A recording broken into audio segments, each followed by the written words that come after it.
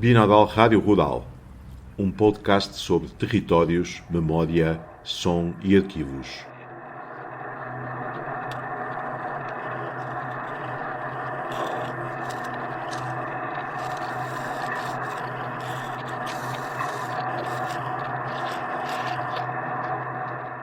Terminamos a série do podcast Binaural Rádio Rural, intitulada Portugueses no Uruguai, composta por 3 episódios criados a partir de uma série de entrevistas realizadas pela antropóloga Ana Rodrigues no ano de 2022, com portugueses e descendentes de portugueses que vivem ou viveram em zonas urbanas e rurais do departamento de Montevideo, no Uruguai.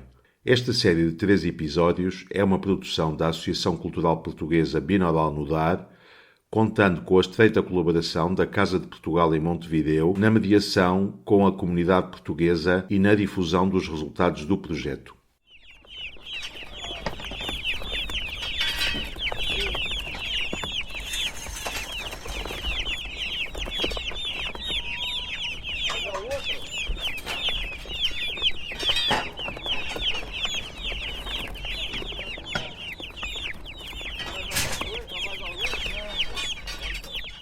Episódio número 22. Portugueses no Uruguai. Memória e sensorialidade da dupla raiz. As famílias portuguesas que chegaram ao Uruguai foram paulatinamente organizando a sua vida, escolhendo trabalhos e abraçando oportunidades, num processo constante de luta por uma vida melhor.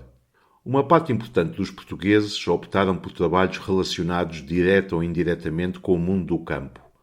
O que não é de estranhar, pois essas famílias vieram quase todas de aldeias rurais de Portugal, tendo nas suas mãos e na sua memória o saber fazer de muitas tarefas agrícolas. Depois de, no episódio anterior desta série, termos acompanhado a aventura da viagem transatlântica e dos primeiros tempos no Uruguai, por parte de famílias portuguesas, escutaremos desta vez uma série de relatos relacionados com a vida, com as diversas profissões e com as sensorialidades comparadas entre Portugal e o Uruguai, os sons, os cheiros, os sabores, etc., que contribuíram para o duplo enraizamento destes portugueses uruguaios. O episódio terminará com uma série de menções ao papel do Clube Português e mais tarde da Casa de Portugal em Montevideo no fomento de laços de sociabilização entre as várias famílias da comunidade portuguesa, um papel que continua até os dias de hoje.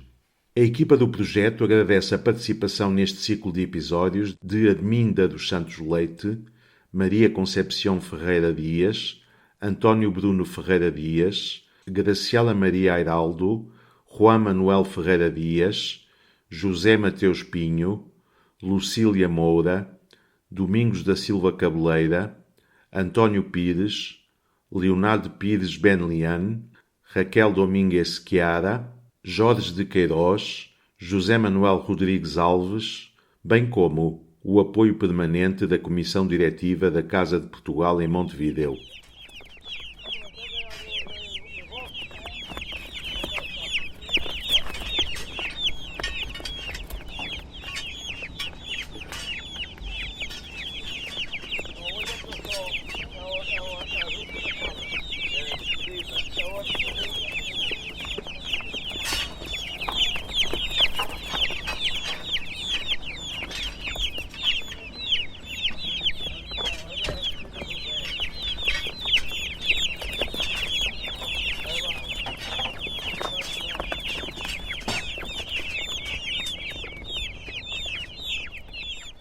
Tanto mi mamá tenía un tío acá y tenía un hermano, y mi papá lo mismo. Ajá. Tenía un tío acá y un hermano también. Y ellos ya fueron viniendo hacia acá por el tema de escapando a la guerra. En aquellos años, ¿viste? Cuando ellos se venían, el tema de las Áfricas y todo eso que estaba.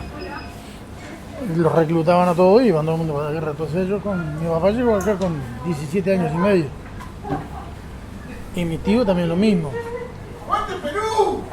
Y mi mamá, El fútbol, hoy es día de fútbol. y mi mamá eso no era por el tema de la guerra, sino, bueno, que quiso venir a probar mundo. Ah, sí. Sí. nosotros no somos portugueses, somos descendientes, sí, somos nacidos acá. Mis padres sí eran portugueses directos, venidos del norte. Ellos vinieron por ahí en 59, 60, por ahí. Mi mamá es de Curaya, está muy cerquita de la ciudad de Chaves, está casi pegado. Cuando ellos se vinieron estaba lejos, pero viste que Chaves se ha ido agrandando, prácticamente está juntos. Y mi papá es de otro pueblo ahí cerca, que es Pastoría, muy cerquita de Vimiais. Ellos se criaron en el campo ya. Entonces bueno, en aquellos años se largaron hacia acá. Viste que la migración de portugueses al Uruguay fue del 50 y pico hasta el 60 y poco. Acá a la mano izquierda, acá, Sí. hay una señora portuguesa que vino cuando tenía 5 años. Ajá. Sí. ¿Cómo se llama la Se señora? llama María Gómez. María Gómez se llama. También se dedica a lo rural, ¿ves? Acá. Ellos se plantan y hacen ferias. Ah, hacen el ciclo, llevan. Claro, lo plantan, lo cosechan, lo llevan a las ferias de Montevideo, a las periferias, sí, ¿no? Bueno, y acá, ahora la mano derecha, también, esta gente que está acá, también son familiares de portugueses, también abuelos portugueses. Ellos acá son nietos de portugueses. ¿Este ya es otro negocio? Sí, acá es una granja turística. Y acá otro portugués legítimo que vino cuando tenía 9 años. 9 años tenía. Ahí andan los hijos, debe estar por ahí, a ver. Ay, qué Ahí bueno está pensar Joan. que estoy grabando acá. Sí, no, pero ahí viene, yo lo llamo, a ver si quiere decir algo. ¡Joan! ¡Joan! ¡Joan! Nosotros no nacimos en esto, no nos hemos criado en esto. Nosotros siempre estuvimos en el campo, en las quintas, produciendo. Mi papá cuando vinieron de Portugal, vinieron para una quinta de horticultura. Y después ellos alquilaron su campito y pues bueno, fueron creciendo cada vez un poco más y bueno, nosotros fuimos naciendo nosotros, nos fuimos criando siempre en la quinta. Y tuvimos de los 30 y pico de años, 40 quizás, hasta que fuimos mejorando de un campo a otro, hasta que pusimos nuestro propio mercado en la quinta. Pero después cuando vino el debate del 2002, digo, nos Claro. sitió. Y bueno, digo, pero entonces en ese momento habíamos puesto a venta al público ahí en la quinta y se daba que se iba muchísima gente de acá, de Carrasco hasta allá, hasta la ruta 101, cerca de Pando. Entonces optamos por venir a buscar a un local y venir acá más cerca, ¿viste? Porque si estos iban allá, yo digo, nosotros vamos hacia ellos. ¿Tenían esos clientes fieles? Sí, De años, quizás. no muchos años. Un año y poco, porque fue en el año 2000 que pusimos el local grande ese. Y de ahí vendíamos básicamente cuando arrancamos el local, básicamente vendíamos en supermercado, a otros comercios minoristas, mayoristas, no directamente al público fuimos pasando después, poco a poco. Y bueno, pues con la crisis que tuvimos, bueno, está, nos pasamos al público y después venimos hacia acá nosotros. Y acá estamos, de a poquito arrancamos con este localcito, este mismo, con la mitad del local. Y después poco a poco fuimos agrandando. Básicamente nosotros arrancamos con un local de 200 metros cuadrados. Y después fuimos creciendo. Ahora en este momento tenemos como 600 metros cuadrados. Entre el supermercado, depósitos, cámaras de frío.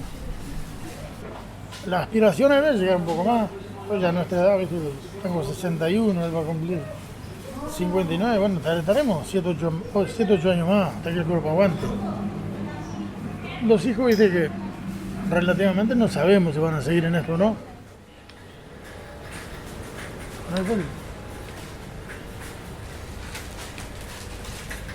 Acá tenemos de todo un poco, ¿no? Ahí tenemos a la joven Jimena. Hola.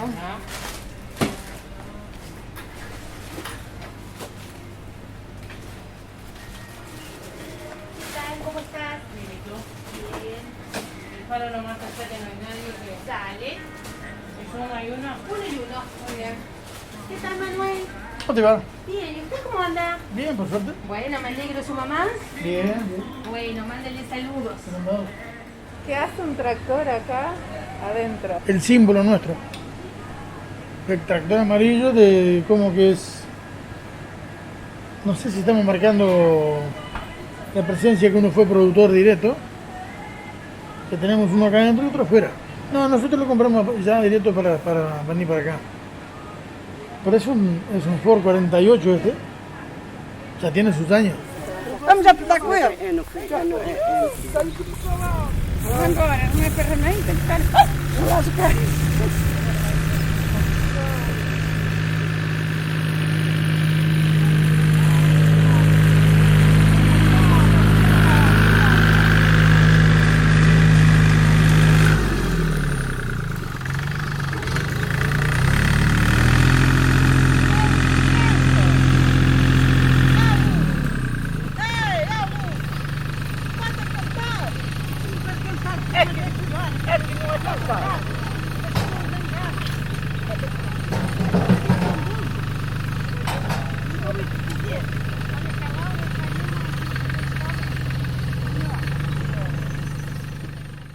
¿Dónde nació? Portugal.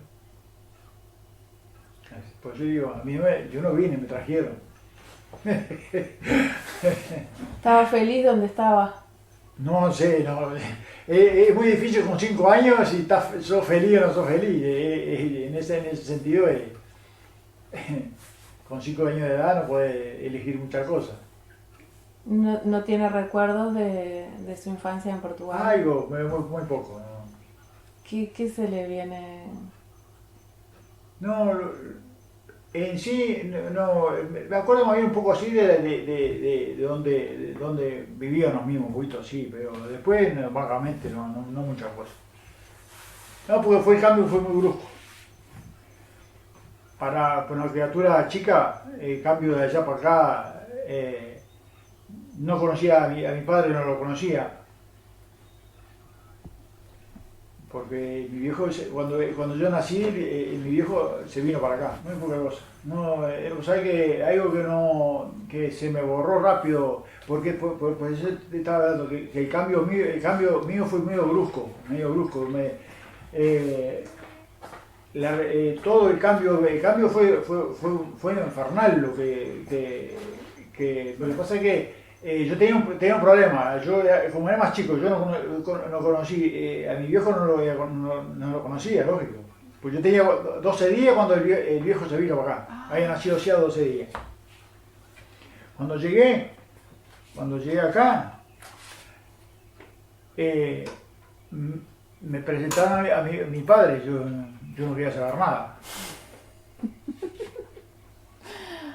No quería saber nada. La cosa que lo miraba, para mí era el demonio que tenía enfrente.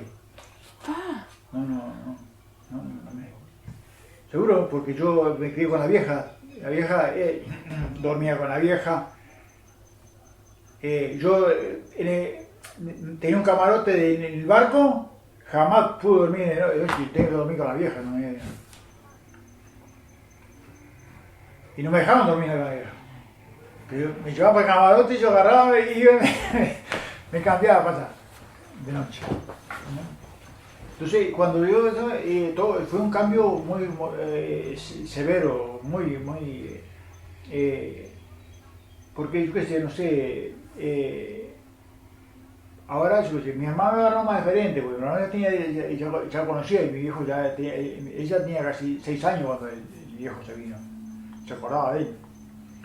Y la chiquilina también, Rosa también Concepción, ya lo conocía, también cuando vino para acá ya sabía, sabía, ya lo entendían de otra manera que eran mayores. Claro. La madre si hablaba algo, y mi viejo trabajaba en esa época.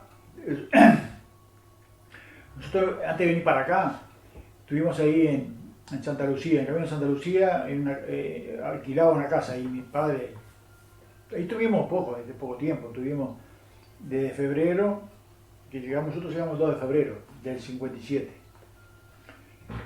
y tuvimos hasta julio fue, sí, a julio, sí, a fines de julio, principio de julio fue cuando hicimos la otra casa que está pegada ahí.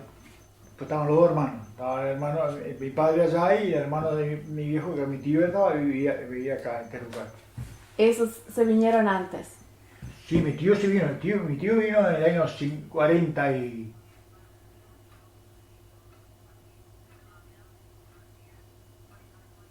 40 y pico o 30 y pico, casi antes del 40 no sé qué vino. Ahí sí, porque mi tío tenía 18 años cuando se vino acá. Antes de agarrar, porque si justo ya estaba en la época de ir para el servicio obligatorio, y agarró y se vino. No quiso ser, antes de, a los 20, a los 20 años lo mandaban para el servicio obligatorio. Y antes de ese servicio obligatorio se fue, que sí, no me acuerdo bien en qué año, pero fue ahí por la década del, sí, más o menos fui por la década del, sí, por el 40, por la década del 40, fue, a principios del 40, por ahí fue. La situación, por eso digo, la situación era dura, en aquella época era dura, no se puede decir, no se le puede juzgar a los padres, Claro. porque no es No, y más gente que trabaja en el campo. todo el mundo trabajaba, yo iba a la escuela, venía y después de la escuela iba a cortar hojas de cauciles para atar las cachofas. Con 7, 8 años. Sí. Y sí, es una vida. Y además, por eso digo, si cambiaría el sistema del campo que cambió en aquella época ahora, por eso. Pero no cambió acá solo, acá cambió en todas partes del mundo. Iba por Europa en aquella época, era la misma cosa que acá, no tenía que no cambiaba muchas cosas. Fuimos varias veces ya a Portugal, ¿no? En Braga. Braga. Entonces sí, Rosa empezó de la escuela y empezaba la escuela otra vez. Y cuando ya tenía como 5 años de escuela, ¿no? 5 o 6 años. Sí, se acuerda muchísimo. Joan se acuerda de todo, seguro, cruzaba todo a pie, aquello, había que ver lo que caminaba. Porque yo como no conocía, ya, cuando fui la primera vez que fuimos con Joan. 2011, sí. Y me explicaba que por dónde iba, increíble, lo caminaba, unos gurises chicos, iba a la escuela ya, o si no iba al catecismo, porque el catecismo era la iglesia chiquita, aquella que estaba ahí atrás de donde vivía mi abuelo. Cruzaba, venía a la casa, de la parte del abuelo y de la parte del padre. Y venía a la casa, y digo, mira, no sé si acá tengo que buscar la casa vieja, la casa vieja del abuelo. De mi abuelo. De hecho una ruina, ¿no? Porque ahí no vive nadie ni nada. Pero también no nos dejan tirar. No lo dejan tirar. No se puede tocar. Han hecho casas en fondo de terreno y todo lo demás, pero ahí eso no se puede. Son todas casas de principio de 1800. O antes. Toda piedra. Sí, no. Allá, a lo menos en las zonas ahí, es impresionante los muros viejos que hay de piedra, hacían contenciones. Además repartían los campos, los campitos chicos, porque son todos, ¿viste? Son todos medio cortados. Luego lo amuraban con piedra, todo así, lo dividían con piedra, con muro de piedra. Nos falta un poco.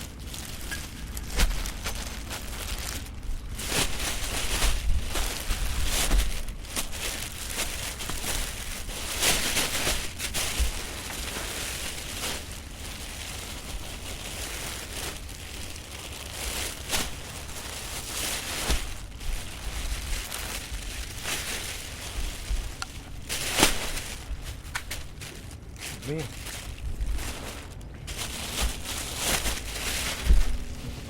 Vai pro lado, hein?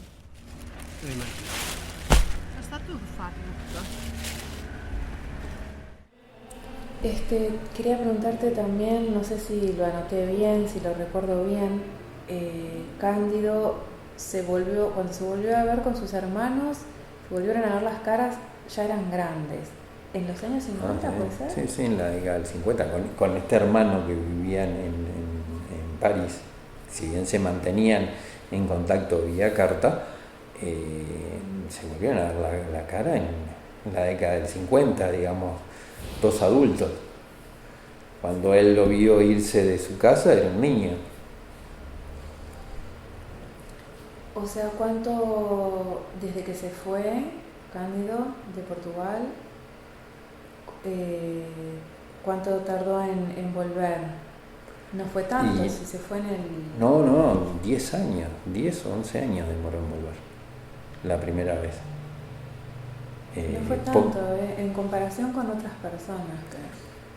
Bueno, mi padre siempre tuvo un anhelo mi padre siempre quiso volver. No tuvo oportunidades, pero siempre quiso volver. Y mi mamá también, mi mamá era mucho más nacionalista que mi padre. Mi mamá me decía, cuando era chico, dice, vos no sos uruguayo, vos sos portugués. No sabes cómo nos tenía. Que te quede claro, siempre era muy nacionalista, muy Portugal, y le gustaba mucho la historia a mi madre. A mí se me contagió lo del tema de historia de mi madre. A mi madre le encantaba la historia. Natividad, sí. Repetía muchos de los eslóganes de Portugal. Claro, muchos son de la propia, cuando te educan en la escuela, como vos hablas de Artigas, no sé, ellos hablaban de Alfonso de Albuquerque, que fundó Portugal y cómo lo fundó y todo eso, y mi madre lo repetía, sí. Y orgullosa de eso, y quería que sus hijos fueran y te decían, y dirían que vos sos portugués. Con lo cual, imagínate, yo de chico, mi madre tratándome de ayudar a hacer los deberes y a escribir. Yo no usaba la ñ, usaba la NH, con lo cual las maestras se horrorizaban, ¿no? Entonces, sí, siempre escribí muy mal, a mí siempre me costó horrores, pero calculo que fue eso, que no me ayudó el coso, y no conocer el nombre de cosas, que es habitual saber el nombre en portugués y no en español. Me acuerdo, digo, de una cosa que siempre me llamó la atención es de pedir el garfo, es el tenedor. El tenedor no se decía en mi casa, se decía el garfo, alcanzame el garfo, y a mí me quedó el garfo. Y yo te iba a otra casa y el garfo, ¿qué? Eso me quedó la primera vez que pedí, de los cubiertos sí, la faca y el garfo me acuerdo patente, la collier, esas cosas estaban. Una lloriza.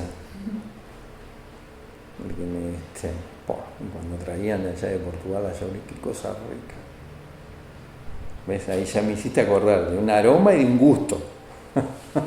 Traían unas que hacían en la casa de mi primo, que son, porque ellos matan cerdos y eso se ahuman, no sabes qué rica risa.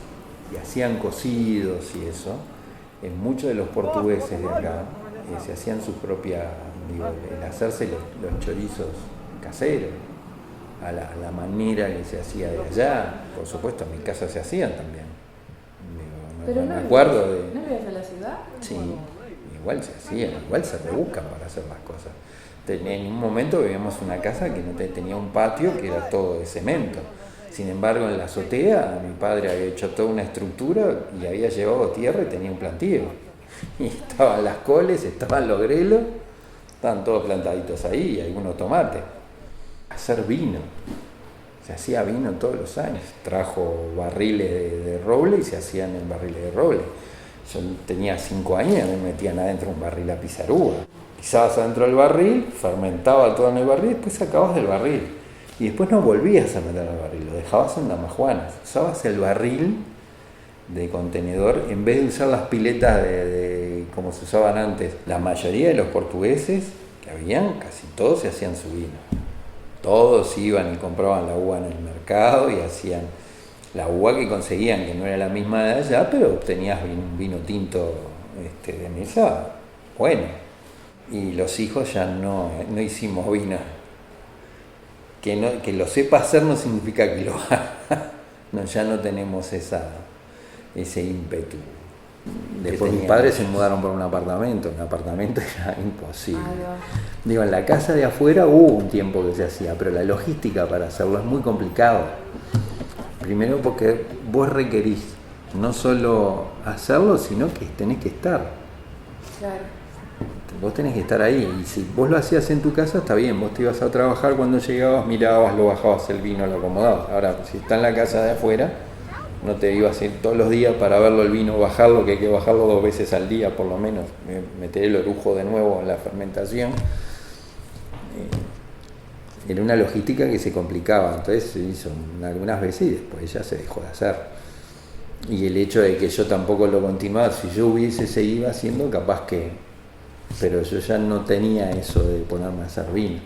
Yo creo que hoy por hoy, o al menos entre nosotros, no es un tema de moda. Digo, yo, por ejemplo, hablamos millones de veces, che, un día podíamos ponernos a hacer vino, porque a todos nos gusta tomar vino. Pero en realidad tampoco somos los tomadores de vino que ellos estaban mucho más acostumbrados a tomar vino que nosotros. Mi padre siempre tomaba una copa de vino. No te tomaba más, pero tomaba una copa. Él tomaba con la comida una copa, se llevaba para su trabajo una botellita chiquita y se tomaba un poquito de vino cuando almorzaba. Digo, él creció así, digo, si en la casa lo que hacían era, ¿cómo es? El cultivo tenían vides y hacían vino. Hacían vino verde. Y hacían grapa, digo, sabían hacer grapa, y era algo que hacían habitualmente. Y se hace con el orujo del vino. Después que sacan el vino, agarran el orujo y lo ponen en el alambique, que tiene toda una ciencia para que vos saques y ellos tienen una forma especial, digo, mis primos que lo siguen haciendo tienen una manera especial de hacerlo. Y es una grapa que no sé si la siguen vendiendo, pero ellos vendían la grapa esa. Porque tenía un sello especial, ellos le hacen una doble, lo destilan 2 veces. La segunda vez le agregan cosas y lo destilan. Un recuerdo de ir en bicicleta con mi padre chico, íbamos hasta el Parque Valle, ¿conoces? Enfrente del Estadio Centenario. Bien enfrente del Estadio Centenario, a la entrada de la Colombes, hay un pino gigantesco. Ese pino es un pino de piñones. Íbamos con mi padre hasta ahí, él llegaba, apoyaba la bicicleta contra el coso y trepaba y sacaba las piñas que podía, que conseguía, que podía bajar, y llevábamos siempre 4 o 5 piñas de esas. Se llevaba, eso era en invierno, se llevaba, lo ponías al lado de la estufa de leña, eso se abre y entonces tenés un piñón, lo rompes y comés el piñón, que es exquisito. Y yo me acuerdo que íbamos a sacarlos en invierno y son árboles especiales, o sea, son árboles de piñones, no es cualquier pino, es un pino en especial que te salga eso. Y ese pino es un pino gigante que está ahí, todavía está. Todavía paso y me acuerdo, veo y me acuerdo, patente. Me parece ver a mi viejo trepando. Digo, ahora ya está muy, muy pelado el tronco como para llegar hasta... Pero antes tenía más ramitas más abajo, era más joven. Te estoy hablando, yo tengo 56 y te estoy hablando, yo tenía 6, 7 años, hace 50 años atrás. Castañas. Oh, como sí, una fiebre. Castañas es una fiebre. Y lo entiendo, a mí me encantan las castañas. Yo cada vez que voy para allá me como las castañas y no he encontrado a nadie, digo, mi mujer es criolla, fue para allá, probó las castañas y quedó fascinada con las castañas. Digo, no conozco a nadie que no le guste las castañas. Es muy rico, unas castañas asadas. Y vos sabés que acá el árbol crece espectacular, ¿no? Y no se cultiva. ¿Crece bien? ¿Dónde lo has visto? Bueno, sí, acá en el botánico lo he visto porque íbamos a juntar castañas. No sabía que hay en el botánico. Ahí en el botánico tenés un castañero bastante grande que lo conoce todo el mundo y jamás vas a conseguir castañas. Porque creo que hay mucha gente pendiente de esas castañas. Pero tenés por varios barrios, tenés castañeros y tenés algún que otro portugués que plantaba el castañero. Una vez que brotaba, porque es difícil conseguirlos. Porque sigue siendo un árbol frutal, vos no lo plantás silvestre, lo tenés que injertar. Y entonces hay pocos lugares donde conocer, pero por ejemplo, cerca de los Cuernos de Valle, allá, por la que se llama Pedro Varela, esa doble, ¿no? Ni idea. Sí, creo que es Pedro Varela. Entre el monumento y Propios, a mitad de ese camino, hay un castañero en la calle. En Taboada, entre Sevilla, cerca de Italia y Comercio, había un nogal gigante al lado. Y como no saben ni qué hacer con el coso, mi padre sacaba todo lo que podía de coso, después las ponía a secar en el techo. Cuando quedaba seco todo el coso, que queda seco, lo sacás, lo pelás y te queda la cáscara, y cuando lo abrís te queda la nuez como es. Si vos lo abrís antes, es blanca. Por ejemplo, a mí me gustaba blanca, roer la cosa esa.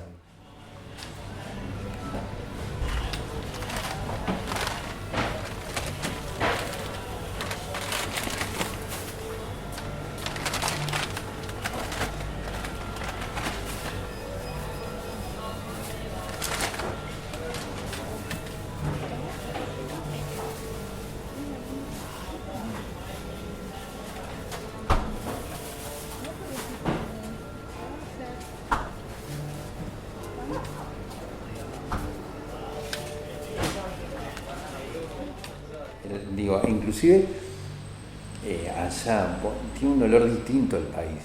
Claro. Que vos lo notás. Y hay lugares donde vos te sentís bien por eso y hay lugares que no. Digo, y no tiene nada que ver con... No es un tema de limpieza, que es un tema de los lugares que son distintos. Digo, Lisboa no es una ciudad sucia, tiene un olor típico, que a mí me agrada mucho o me siento muy a gusto. París no es una ciudad sucia, tiene otro olor distinto. Yo allá ya te digo, para mí es peculiar eso y lo siento y los diferencio y me da sensaciones agradables o desagradables.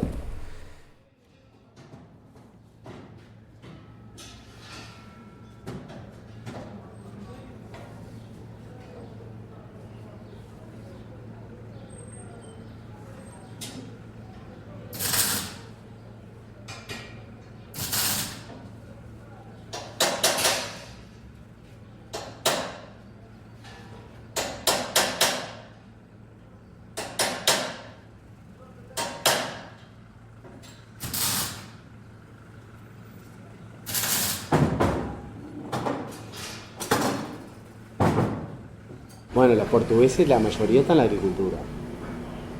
La mayoría. Diría el 80% está en la agricultura. Después había algunos en la construcción que eran muy buenos colocadores. Colocadores son los que colocan azulejos, o sea, ese tipo de cosas, cerámicas, esos conocí bastante. Después habían algunos que tenían comercios. Y después industriales muy pocos, o sea, te lo diría contado con la mano. Lo que conocí yo al menos, ¿no? Este es un restaurante tradicional, o sea, te voy a decir, de los años, yo llevo 32 en la empresa, ¿no? Y de restaurantes que de esta antigüedad, en parrillas, debemos haber 2 o 3 en Montevideo, el resto han ido desapareciendo, porque se va perdiendo. Primero el ámbito familiar, ¿no? Ningún restaurante hoy en día ya está en segunda, tercera generación, ya no están. Como es muy sacrificado, los jóvenes no quieren este tipo de actividades. O sea, los que están 1 o 2 años y lo largan porque dicen que es muy esclavo, muy sacrificado. Sacrificás mucho la vida acá, las relaciones humanas, la familia. No puedes participar de casamientos, reuniones familiares, porque estás trabajando. O sea, porque este tipo de actividades uno trabaja más cuando el resto de la gente disfruta. ¿Entendés? Entonces, no es fácil este tipo de actividades, no es para nada fácil. Hay que hacer horas y horas y horas y horas. Estar permanentemente haciendo cosas.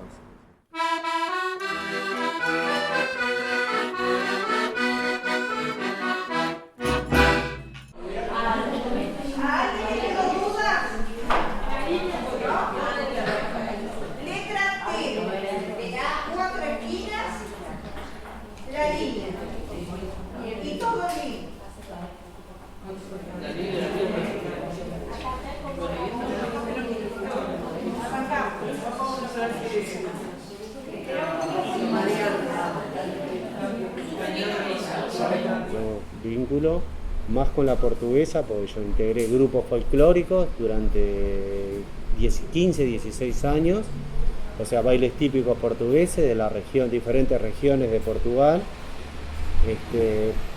Recorrí toda América del Sur bailando con el Club Portugués, que era antes era Club Portugués, ahora se llama Casa de Portugal. Inclusive estaba situado en otra calle el club y después se mudó. Después estuve en la comisión directiva muchos años, participé de congresos de jóvenes lusodescendentes en Portugal, o sea, tuve una actividad. Después, por motivos de trabajo, los tiempos, las necesidades, me ha dicho que no pueda participar más. Como todo, mira, yo cuando arranqué no me gustaba, porque yo me gustaba jugar al fútbol, me gustaba hacer deporte, y de un día para el otro me dijeron, ¿por qué no participas en un grupo de danza? Digo, totalmente alejado a mis expectativas y lo que quería hacer. Después me fui haciendo un grupo de amigos, después me fui integrando, me gustó, fui participando, me gustó eso de viajar, de recorrer.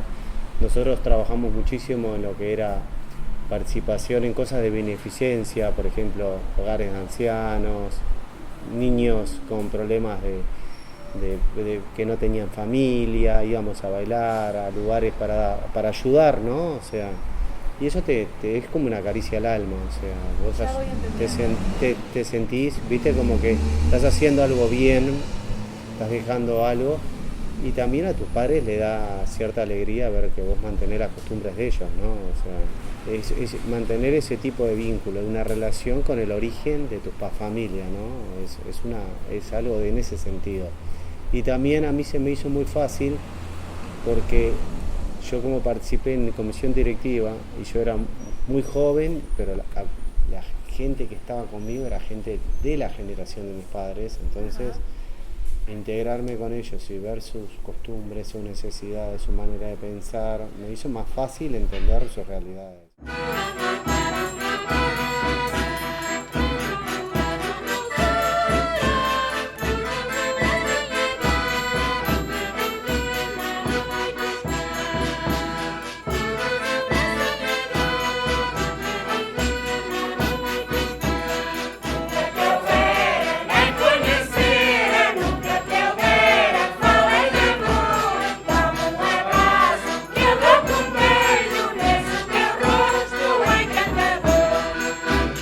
A través del rancho folclórico, el coro y toda la adolescencia, obviamente, y el grupo de amigos y gente que te va formando ahí, que te une de alguna manera, todos con las mismas raíces. Y los primeros recuerdos son de chico jugando en Casa de Portugal. En ese momento estaba en otro lugar, me acuerdo, y era como una quinta, en definitiva tenía un fondo muy grande y juegos, y lo que recuerdo es con mis distintos amigos, corriendo, jugando en los juegos. Se nos daba por correr en el salón de baile donde estaban todos bailando, corríamos de un lado para el otro, rebotando entre la gente, subiéndonos a los bancos que siempre apilaban hacia un costado y haciendo que cayeran todos piramidalmente.